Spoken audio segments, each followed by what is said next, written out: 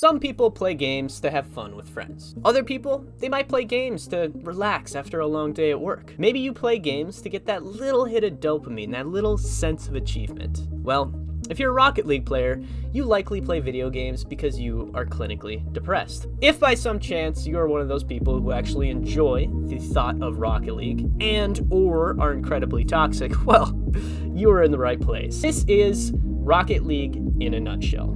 Rocket League is an online multiplayer game. The easiest way to explain it is to imagine Hot Wheels. Slap a rocket on the back of that, and then picture yourself as an American who's about to play soccer.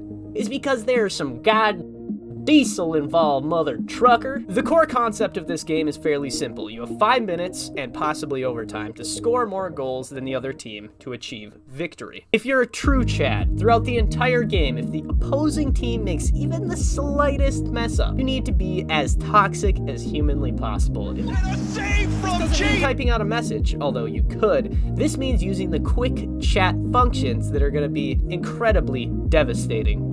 Just Now, some of you who may be aspiring to be an esports champion, a Rocket League athlete, if you will, and yes, this is a thing, you're most likely thinking that I am the problem, right? I am the one spreading this toxicity. Well, let's just say... You're goddamn right. Now, Rocket League isn't all bad, okay? The toxicity actually is kind of a charm of the game, because when there is a yin, there is absolutely a yang. Because here's the deal, when you find a team in randoms that is actually supportive and knows how to do general things in the game as far as strategy, this is a cheat code, man. You're not gonna be self-conscious, breaking down your ego while you're playing, being super hypercritical of yourself. No, you actually get a guy who says, hey man, great pass, nice shot, even if you miss. This will win you far more games and save you a lot of money from broken controllers. Or, if you're an absolute heathen, a keyboard and mouse. Culture aside, let's talk rank, game modes, level, and strategy. Firstly, Rocket League games are sorted into two main categories. This is boys and men. Competitive and casual. Within these two sections, there are three main game modes. That would be 1v1, or solos, 2v2, duos, or 3v3 standard. In casual, there are two additional game modes, one being 4v4, chaos, and the limited game. The auxiliary game mode sections include training, tournaments, and extra game modes. Within training, you have free play, custom online maps made by other creators, goalie, striker, aerial, and the tutorial. In the tournament section, it is typically 2v2 or 3v3 across a wide variety of different game modes. The additional tournament game modes that I'm alluding to fall under the extra category. This includes hoops, snow day, rumble, and drop shot. In the toxic section, competitive. Your value as a person is completely calculated by your rank. The rank chart is as follows. You have bronze, silver,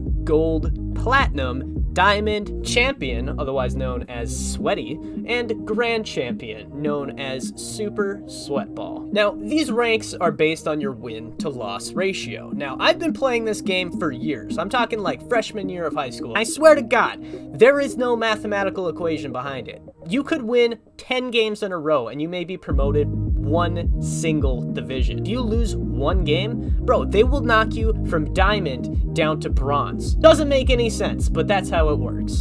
In addition to your rank, you have two other metrics that are very important to track. One being levels, and two being the seasonal rewards. Now, the level metric is kind of arbitrary, right? The one thing it is good at telling you is whether you suck or not, because you can be any rank at any level. So this means you could be a level 1 grand champ, just an absolute monster, or you could be a level 300 whatever and be just coasting at a smooth bronze, possibly silver on a good day. The metric of seasonal rewards are solely based on victory. This means you could lose as many games as you want and it will not affect your seasonal reward. So at each level, meaning bronze, gold, silver, regardless of your rank, if each section needs 10 wins to advance to the next. So that means if you're a bronze reward level, if you win 10 games, you will go up to the silver reward level. Now, I'm fairly confident that Rocket League only included this simply to keep their fan base alive. I bet without this metric, you would likely have a higher mortality rate for really bad Rocket League players. So it's pretty cool. You can gain seasonal rewards even if you're complete trash and sit at bronze. Now, the last thing I wanted to cover, since I'm an absolute Rocket god, is strategy. Strategy number 1. Don't forget to like, comment, subscribe, share with your friends, smack that bell icon. I would love it. I would really appreciate it. Thank you. Here's some actual advice. Rotate! Believe me when I say this. Every Rocket League player is gonna back me on this. Well, what is rotating?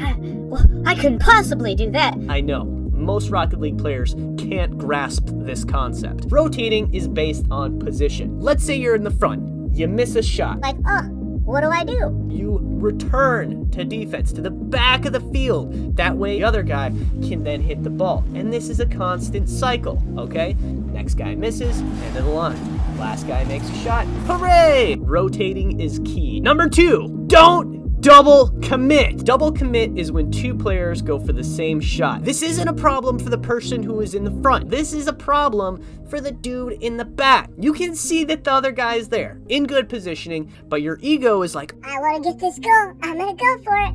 all of a sudden they block the shot. Boom! You're screwed. Nobody is in defense. Strategy number 3. Now, this might be just a personal thing of mine. Don't cross your own net. If you cross the net, it drastically increases the opportunity for the opposing team to make a shot at the net. Crossing your own net is like strapping a stake to your ass and going on a safari. Bad idea. Well, there you have it, ladies and gentlemen. This video was Rocket League in a nutshell. So if you think you have what it takes, you got the toxic qualities, the strategy down, and you think you could bust this nut shell? Anyway, test out your trash talk, and I will see you in the next one. Bye-bye.